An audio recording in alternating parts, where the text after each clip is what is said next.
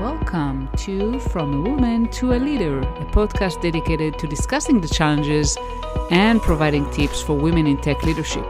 Hi, I'm your host, Limor Bergman-Gross, and in each episode, we'll hear from other successful women in tech, sharing their stories, insights, and advice. Join us as we empower each other to reach our full potential in the tech industry.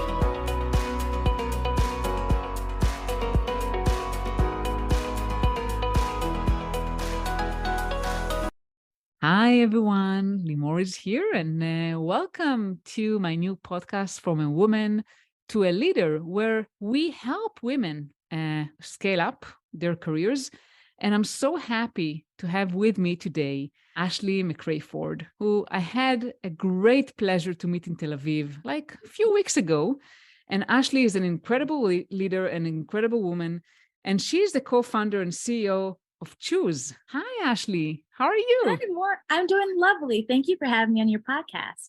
Thank you so much. And I want to tell you all that thanks to Ashley, she's the one, I've been thinking about creating a podcast for a while. I had a name, the theme, even episode ideas, and I was procrastinating so long until I met Ashley and she said, let's do it. So thank you so much, Ashley. Thank you for giving me the push I needed. You are so welcome. And thank you, podcasters who are listening out there. Let me just spend a few seconds bragging on you more. So I was in Israel for a trip for school, and I was connected with Limor.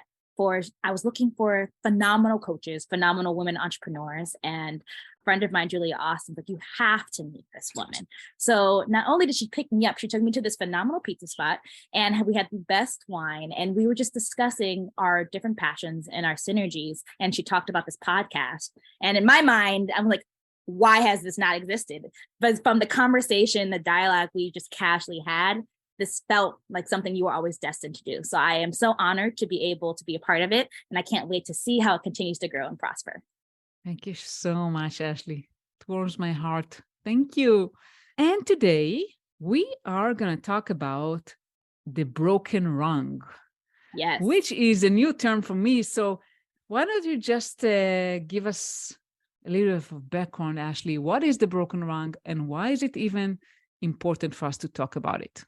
Yes, I think the broken rung is a truly very important topic as we talk about careers, women, and especially women of color within the workplace. So we spend a lot of time talking about the glass ceiling, which is saying how much additional effort that women need to put into in order to push through that glass ceiling and change the numbers of leadership in top C-suite positions.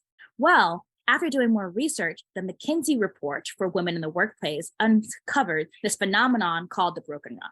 So when I'm describing a broken rung, think of the corporate ladder. Each of those different stepping stones of a ladder is a rung. So when they zoomed into the corporate ladder rung, they saw that there was a big disconnect at that first rung, making a jump from individual contributor entry-level role to their first manager position. Specifically, women and people of color are less likely to be promoted to that first level of management than their male peers.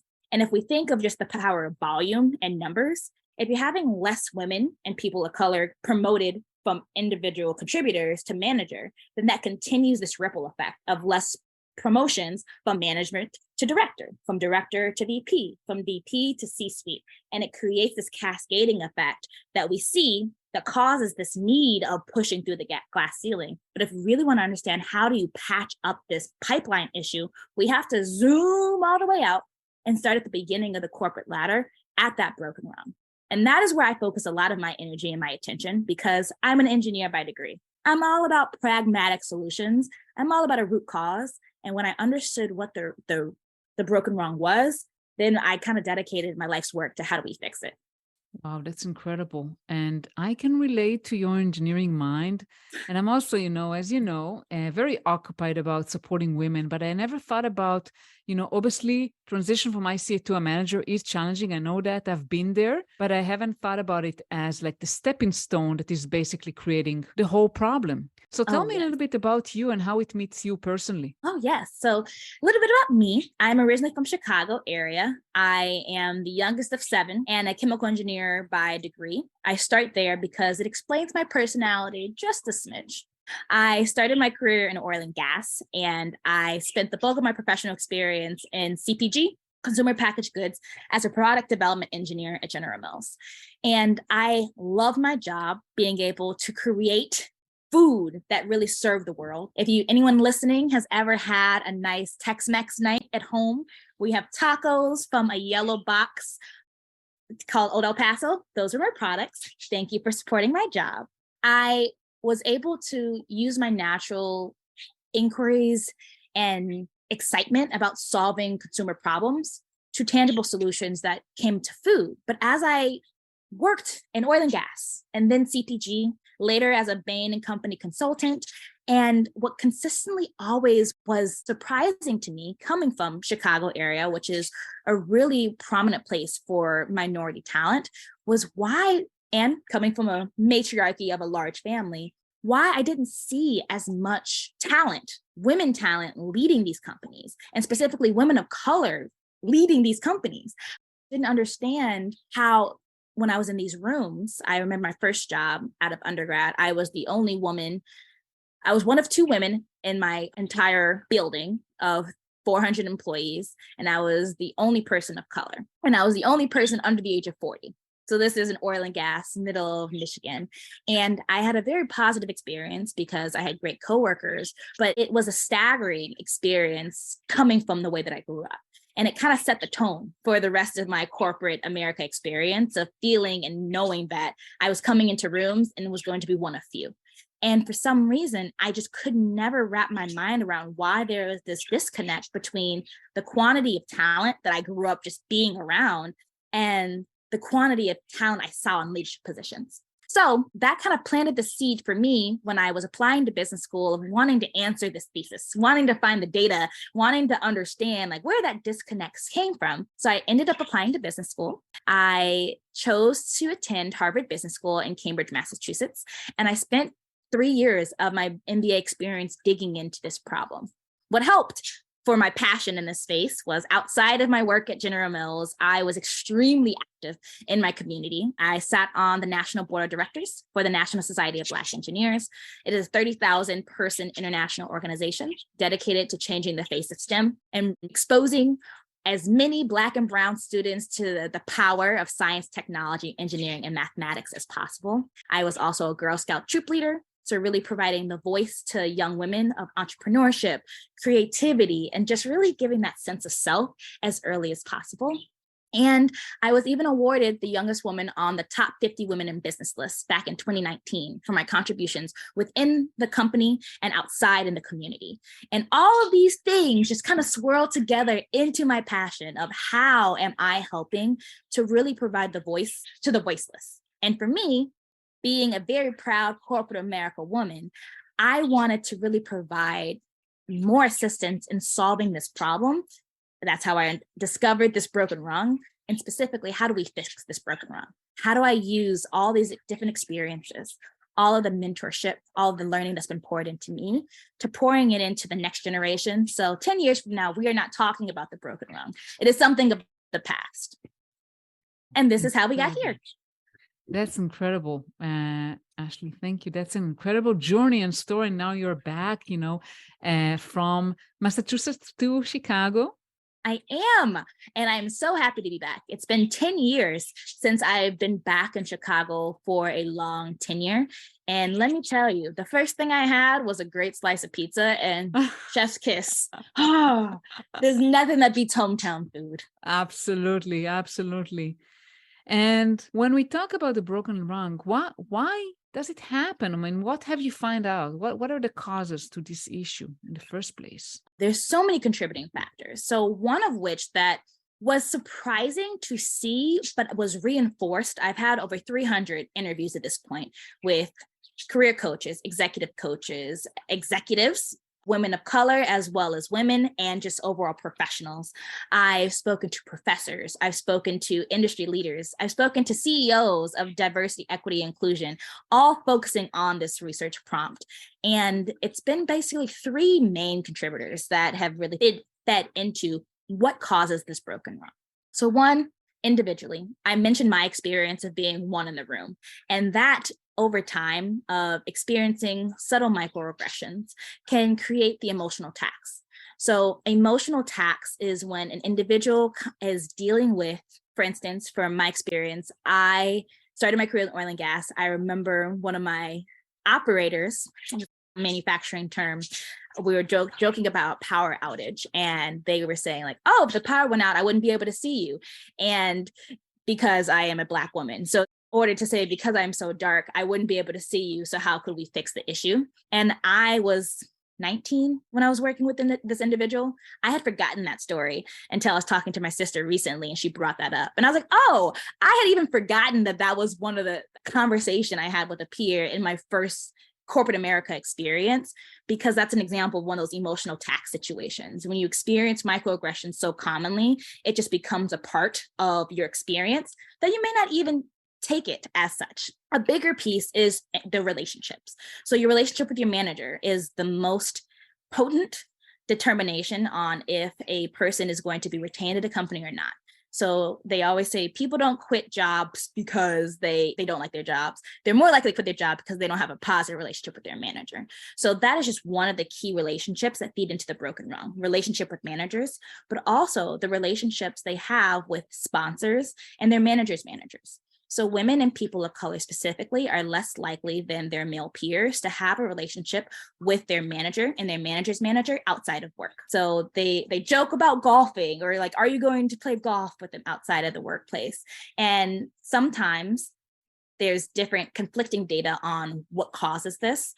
You can think of the Me Too movement and how some male professionals have felt more hesitant on how they want to engage in relationships with their female counterparts, but that also just creates the ceiling. This creates this divide. If outside of the work, you're building more rapport, you're building a deeper connection beyond the workplace, that's also where deals are discussed. That's also when you're able to showcase more of the personality of why you are great at your job beyond the tactics.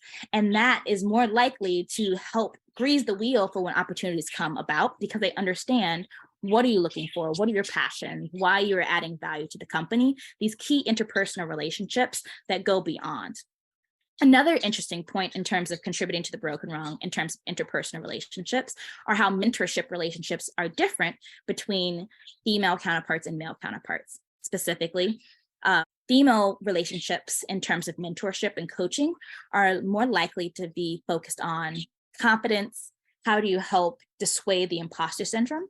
Whereas their male counterparts to male mentorships are receiving a lot more guidance on tactical things to add value to the company, such as financial acumen, strategic acumen. And these conversations along the line lead to more promotion because it's easier for this mentor, and mentors don't necessarily see the difference that they're providing. They have female and male peers, but if you are providing different mentorship to them, it's kind of perpetuating this divide. And then finally, the third piece so we talked about individual, just the emotional tax and what it takes to be in this workplace. We talked about the interpersonal relationships. And the third piece is the collective action with the firm. So their systematic bias is real. And that's why it's so important. And I commend organizations who are already monitoring this data. So if we zoom out and look at the McKinsey report, and that came out in 2019, they had representation in the corporate pipeline by gender and race. Holistically, about 18% of the entry-level roles were women of color, 30% were women, 16% were men of color, and then 35% were white men. Once you move to the manager role, that had shot up, 45% were white men, 17%, so just a 1 point increase for men of color, and then you had 27% were white women, a drop of 3%, and 12% were women of color. So that was already 6% drop. A third of women of color had already moved from management. And they continue adding that data all the way up until you get to C-suite, where less than 4% of the C-suite were women of color. Less than 18% were women in general. These statistics, while they are staggering to hear, they at least allow you to measure the problem. And once companies are able to have the accurate data, where you disaggregate the data from people of color, Black, when you take the difference between a Black woman and a Black male, you're able to see that Black women, Hispanic women are experiencing this double bias of being a woman and being a person of color. So when companies are able to not only have the data, but disaggregate the data to really see the trends they have in their workforce, then they're able to invoke plans, strategies, and actions to change that.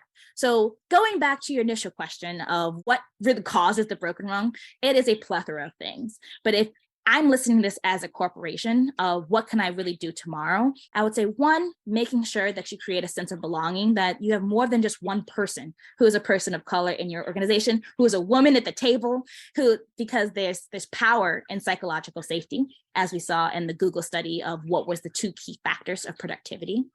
2, in terms of interpersonal relationship, you have to go beyond a standard mentor buddy program. If you were going to have a buddy program, is there a consistent structure? So everyone's having the same experience and it's not just set in terms of ambiguity. And what is the metrics? What are the success? And then the last part, as an organization, how are you measuring this? Because we know things that are not measured do not get managed. And then from an individual perspective, if you are in the workplace as a woman hearing this on your journey to becoming a leader, how are you creating the supportive ecosystem for yourself?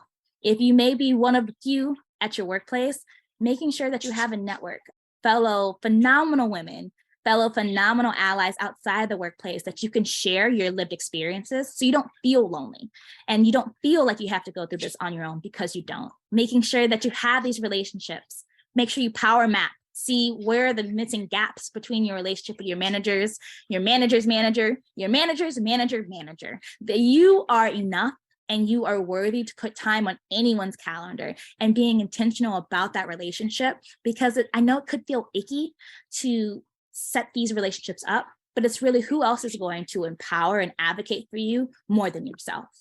And then finally, as a company perspective, you being able to cover and keep the data of what you're contributing, the value you're adding, and making sure you're adding that into every conversation you have. You're documenting that and sending it to your manager before every update. You're documenting that and sending it to your director.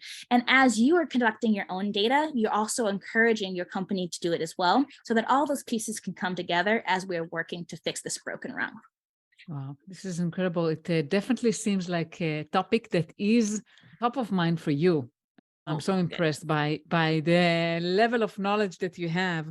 So Ashley, I mean, I could, as I said, I relate so much. And you mentioned, being one in a room. It happened for me, more than once, that I was the only woman.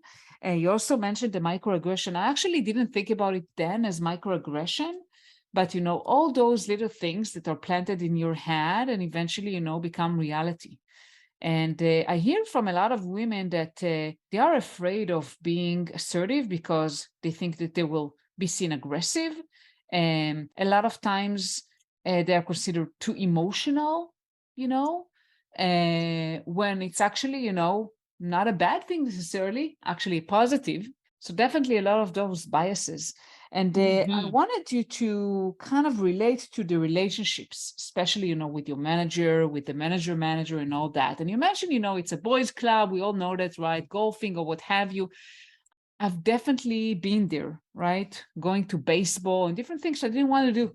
So what do you do? What do you do when you are a woman and you're, surrounded by men who love different things that you don't feel comfortable with? What do you do? That's such a great question. I definitely resonate with all of those examples that you provided. And I'm going to throw out data because, once again, as an engineer, I love some data, it's mixed. So what I did during my early careers, when I wanted to create the culture that I felt comfortable being in as my authentic self, that I actually volunteered to do a lot of different planning. So the social committee, I would plan and really create this inclusive space that made me feel supported, and that also rising tides raises all boats, made all of my peers, male included, feel supported, such as I planned our technical picnic. So I was the P&L owner of multiple $100,000 budget with a team of 10 that were well over my senior. And I ensured that I added pieces into this annual picnic that hadn't existed previously, to ensure that I left my mark of inclusivity after I passed it on to the next.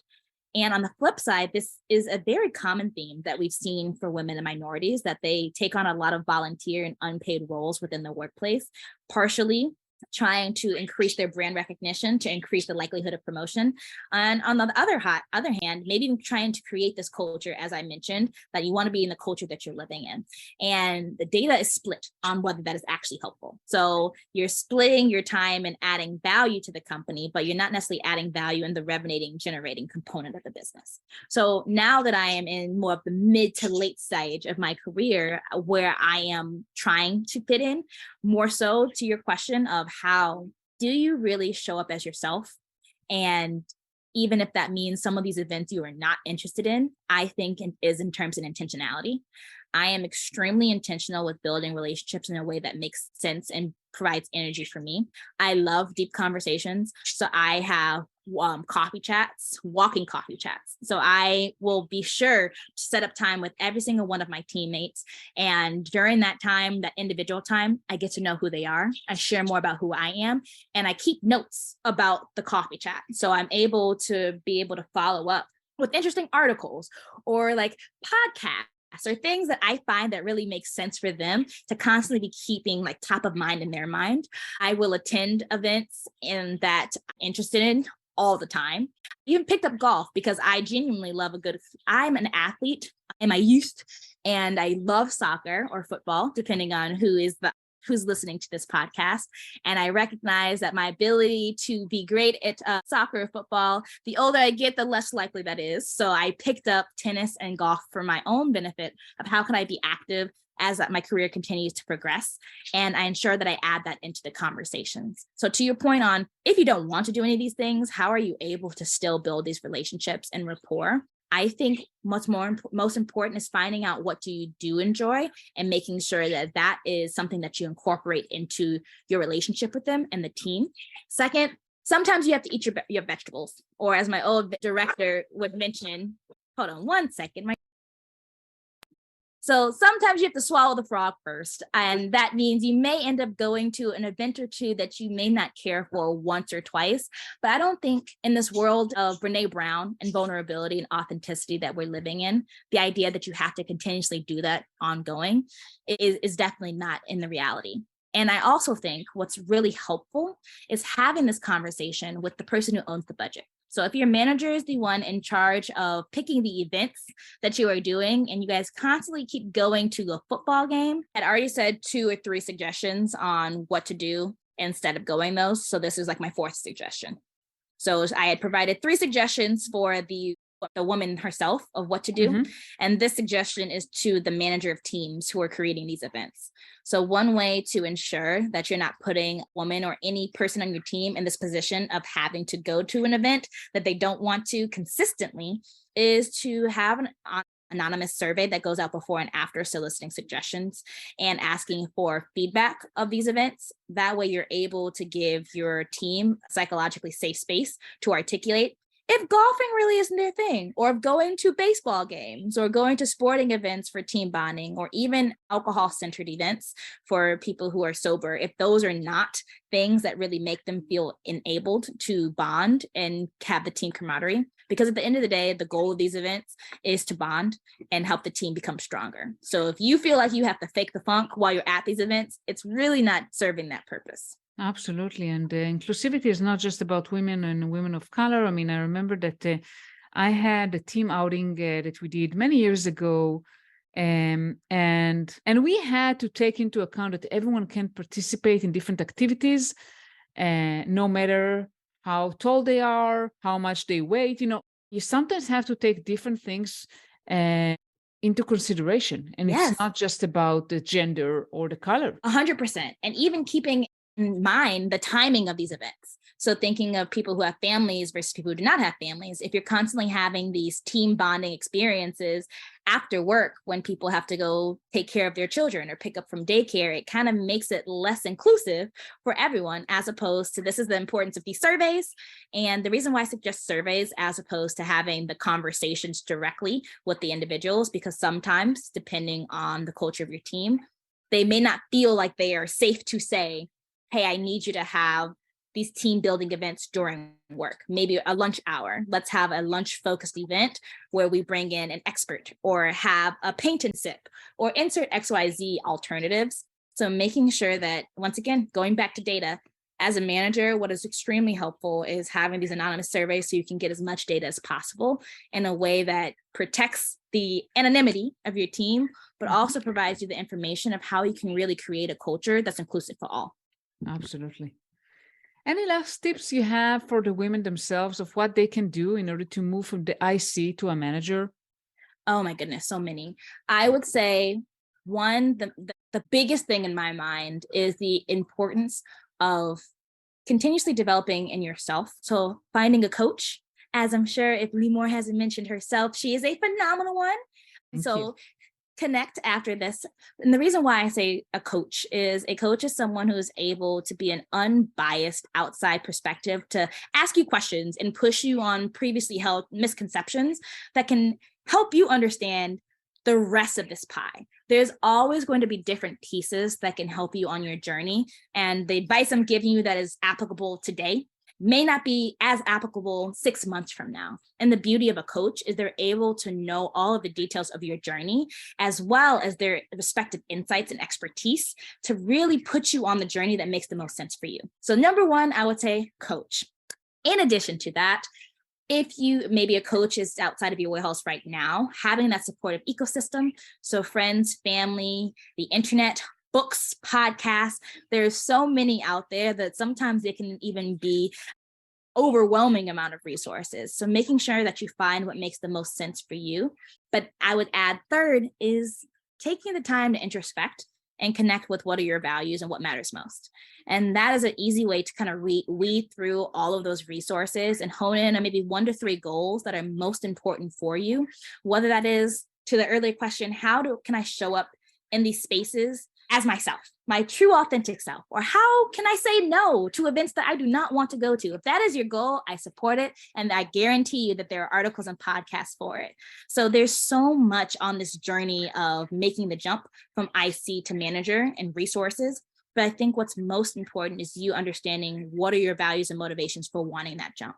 Is it the title? Is it the monetary compensation? Is it just the validation of your expertise? And understanding what are the motivations behind your want also makes it so much easier to create a plan and a journey that fits you best. So those would be the last 3 pieces that I would add for you, listener. Thank you so much, Ashley. So much insights.